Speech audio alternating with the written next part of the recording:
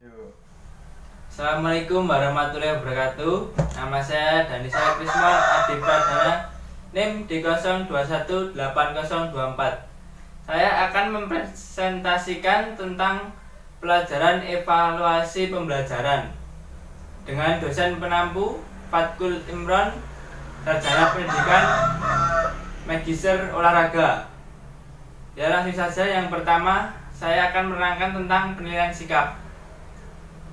Penilaian sikap berkenaan dengan pengembangan keterampilan sosio-emosional, perilaku sportif, kerjasama, konsep diri, dan sikap positif terhadap aktivitas fisik. Sikap sangat penting dimiliki oleh peserta didik, sebab sikap akan tampak pada peserta didik dalam sebagai perilaku seperti perhatiannya terhadap pelajaran, disiplin, motivasi belajar, menghargai guru dan teman sekelas. Perilaku yang muncul selama proses pembelajaran berlangsung seperti perasaan, emosi, minat, sikap, dan apresiasi yang positif akan menimbulkan perilaku yang konstruktif pada diri peserta didik dalam proses pembelajaran. Dalam kurikulum sebelumnya, aspek sikap bukan satu-satunya aspek yang menjadi suatu keharusan dicapai oleh peserta didik. Tetapi dalam kurikulum 2013, sikap merupakan domain yang harus dikembangkan dalam setiap mata pelajaran. Perubahan sikap akan memberikan dampak positif terhadap perilaku peserta didik dalam kehidupannya sekarang dan kehidupan di masa yang akan datang. Pobham 2011 menjelaskan mengenai hubungan antara sikap peserta didik masa kini dengan gambaran perilaku peserta didik di masa yang akan datang. Target sikap yang harus dicapai peserta didik yaitu 1. Sikap positif terhadap pembelajaran, 2. Sikap positif terhadap dirinya sendiri, 3. Sikap positif terhadap sebagai peserta didik, 4. Sikap positif terhadap seorang yang berbeda dengannya. Sikap yang harus diperhatikan dalam peserta didik adalah nilai. Nilai merupakan suatu keyakinan peserta didik terhadap perbuatan, tindakan, dan tingkah laku yang dianggap baik dan buruk. Peserta didik harus memiliki nilai-nilai sebagai berikut. 1.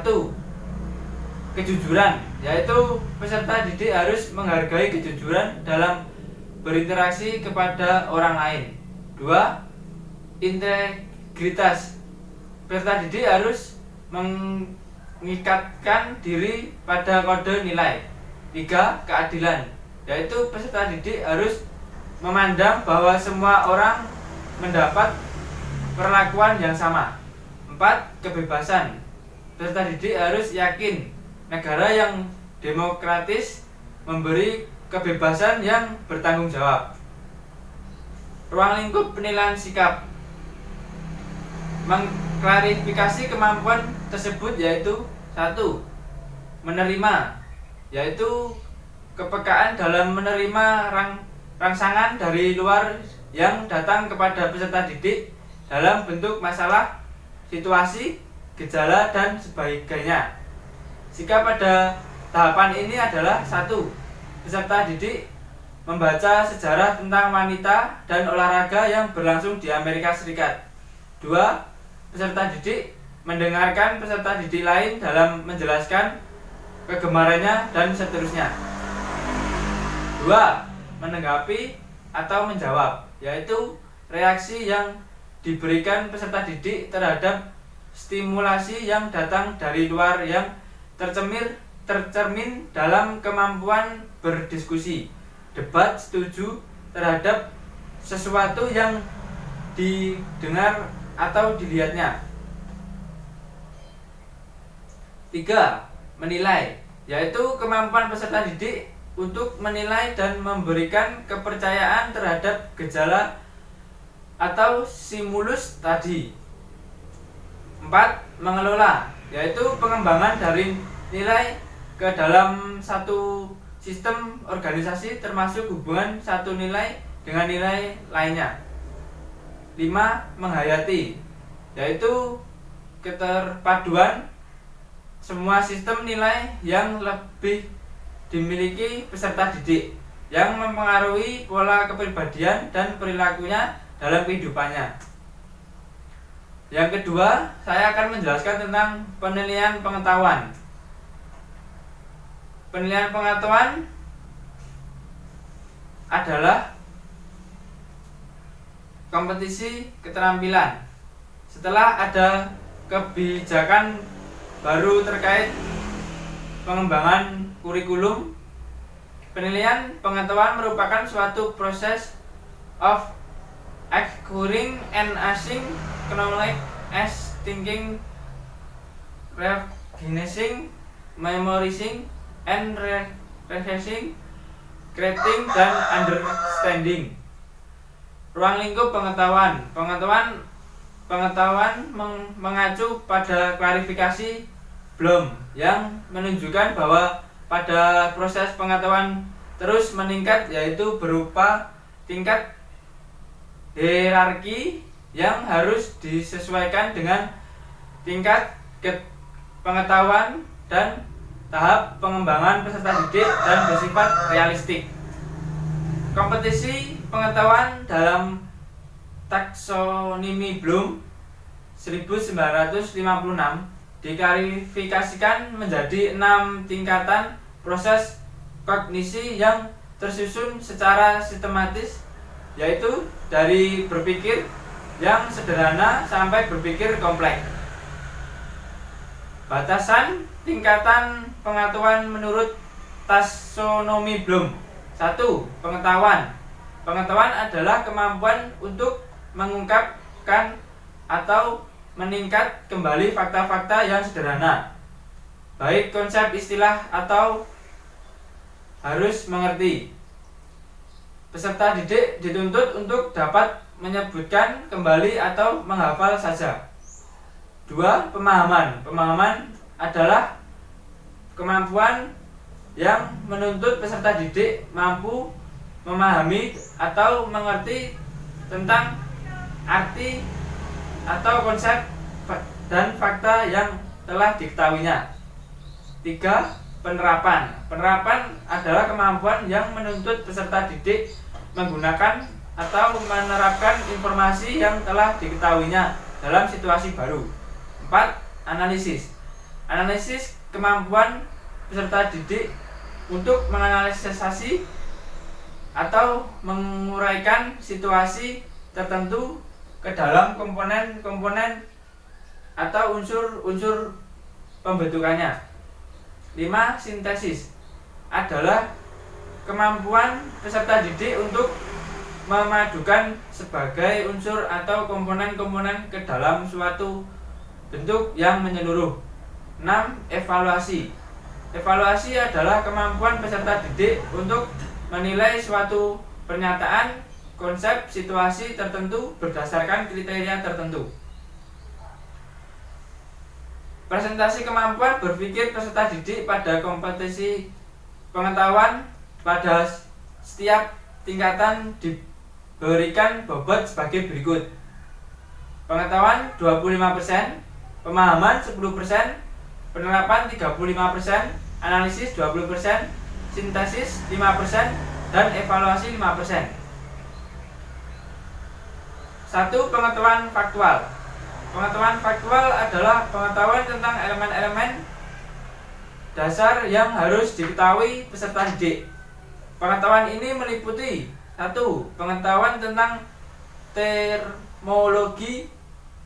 2. Pengetahuan tentang elemen-elemen yang spesifik. 2. Pengetahuan konseptual. Pengetahuan konseptual adalah pengetahuan mengenai hubungan antara elemen dalam sebuah struktur besar yang memungkinkan elemen-elemen itu berfungsi secara bersama-sama. 3.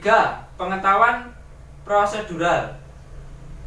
Pengetahuan prosedural adalah pengetahuan tentang bagaimana melakukan sesuatu, mempraktekkan metode-metode tertentu dan kriteria-kriteria untuk melakukan keterampilan tertentu. 4. Pengetahuan metakognisi.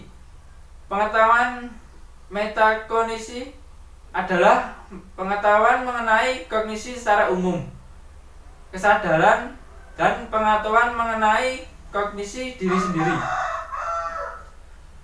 Yang ketiga yaitu penilaian keterampilan. Penilaian keterampilan berkaitan dengan keterampilan atau kemampuan peserta didik dalam bergerak atau bertindak. Secara garis besar, kompetisi keterampilan menyangkut kemampuan dalam melakukan gerak refleks, gerak dasar fundamental, kemampuan perseptual, kemampuan fisik, gerakan, keterampilan, dan komunikasi non-diskursif. Kompetisi keterampilan gerak tersebut menurut Harrow dijabarkan sebagai berikut. 1. Gerak refleks. 2. Gerak dasar fundamental yang meliputi gerak lokomotor, gerak non-lokomotor, gerak manipulatif. 3. Kemampuan perseptual.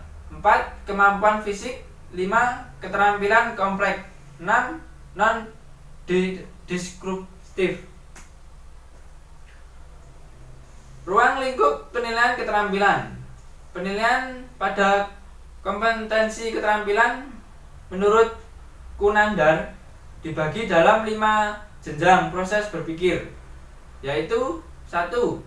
Meliputi imitasi, 2. Manipulasi, 3. Presisi, 4. Artikulasi, 5. Naturalisasi. Ketiga, penilaian proses dan produk hasil belajar dalam pembelajaran pendidikan jasmani. Penilaian hasil belajar peserta didik harus mengacu kepada penilaian proses dan penilaian produk hasil belajar. Penilaian proses belajar yaitu upaya memberi nilai terhadap kegiatan belajar mengajar yang dilakukan oleh peserta didik dan guru dalam mencapai tujuan-tujuan pengajaran.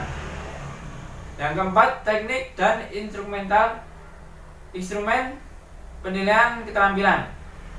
Penilaian pada kompetensi keterampilan menurut Permendikbud dalam Kemendikbud 2013 yaitu menggunakan teknik penilaian berupa tes praktek, proyek, penilaian portfolio, dan penilaian kebugaran jasmani. 1. Tes praktek. Tes praktek adalah tes yang menentu jawabkan peserta didik dalam bentuk perilaku, tindakan, atau perbuatan. Penilaian keterampilan dilakukan pada proses dan hasil belajar. Penilaian proses merupakan upaya memberikan nilai terhadap kegiatan pembelajaran yang dilakukan oleh peserta didik dan guru dalam mencapai tujuan pembelajaran. Langkah-langkah yang harus guru pendidik jasmani lakukan dalam penilaian untuk kerja adalah sebagai berikut. 1. Tetapkan kompetensi yang akan dinilai dengan teknik penilaian untuk kerja beserta indikator-indikatornya. 2. Identifikasi semua langkah-langkah penting yang diperlukan. 3. Tulislah perilaku kemampuan-kemampuan spesifik yang penting. 4. Rumusan kriteria kemampuan yang akan diukur banyak sehingga semua kriteria tersebut tidak diovermasi selama peserta didik melakukan tugas. 5.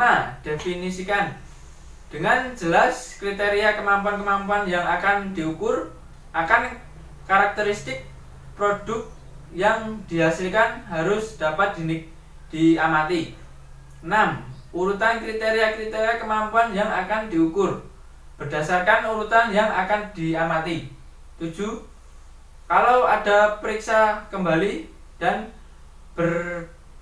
bandingkan dengan kriteria-kriteria kemampuan yang sudah dibuat sebelumnya oleh orang lain di lapangan. Ya, terima kasih. Sekian presentasi dari saya. Kurang lebihnya saya mohon maaf. Assalamualaikum warahmatullahi wabarakatuh.